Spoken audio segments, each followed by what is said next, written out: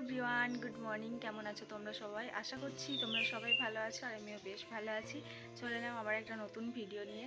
তো আজকের ভিডিওটা মূলত হতে চলেছে আমাদের বাড়িতে আজকে লক্ষ্মী পুজো। দেখতে পাচ্ছ সকাল সকাল চান করে নিয়েছি, কারণ আমাদের বাড়িতে আজকে লক্ষ্মী পুজো আছে। যা কিছু করব, সারাদিন আজকে কী কী করছি তোমাদের সাথে সব কিছু শেয়ার করবো, অবশ্যই পাশে থেকো। আর এখন বাজে ঘড়িতে ওই 6:30 পৌনে 7টা মতো, মানে ওই 6:40 মতো।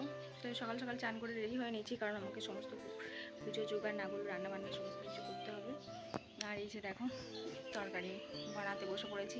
তো চলো, যা কিছু যতটা পারবো চেষ্টা করবো তোমাদের সাথে সব কিছু শেয়ার করার। তো সবাই পাশে থেকে। কুমড়ো নিয়ে এসেছিলাম, কুমড়ো, এখানে আলু আছে, আলু কুমড়োর তরকারি হবে, তো সেটাই বানাচ্ছি। আলু বানিয়ে নিয়েছি, আর এদিকে কুমড়োটা যেটা নৌকার মতো ছিল সেটাও আধখানা আধখানা করে নিয়েছি। এবার চলো বাকি কাজটা করে নিই। আজ লক্ষ্মী পুজো, ভিডিওর প্রথমেই তো আপনাদেরকে সবাইকে বলেছি। তো এই যে মা প্রথমে হরিতলায় আলপনা দিয়ে গেছে, আর কিছুটা ছিল সেটা আমি বাকিটা দিয়ে দিয়েছি। আর এই যে গোলা দিয়েছে, এই সম্পূর্ণ জায়গাটাকে আলপনা দিতে হবে।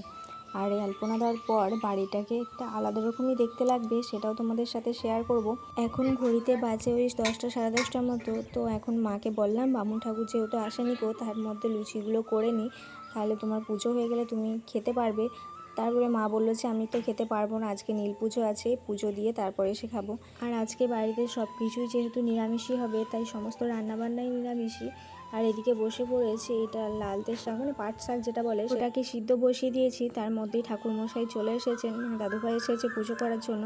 প্রথমে একটু চা করে দিলাম। সকাল থেকেই যেহেতু মা সব জোগাড়জান্তি করছে, তার জন্য সমস্ত কিছু রেডি হয়ে গিয়েছিল। দাদুভাই একটু বসে চা খেলো, তারপরে আর কি পুজো করাটা শুরু করে দিল। ओम नमः शिवाय नमः। ओम भद्रं नमः शिवाय नमः। इदमं पुष्पं नमः शिवाय नमः। धूपं दीपं नमः। ओम शिवाय नमः। इदं नैवेद्यं ओम शिवाय नमः। গিয়েছিলাম একটু পুজোর কাছে, ঠাকুরকে প্রণাম করে তারপরে আবারও চলে এলাম। শাকটা বসিয়ে দিয়ে গেছিলাম, তারপরে এসে দেখি শাকটা ফুটে গেছে, তারপরে আর কি নামিয়ে দিলাম। সমস্ত রান্নাবান্না শেষ করে আবার এলাম প্রসাদ খেতে। পুজো হয়ে গেছে, তার জন্য আর বেশি দেরি করব না।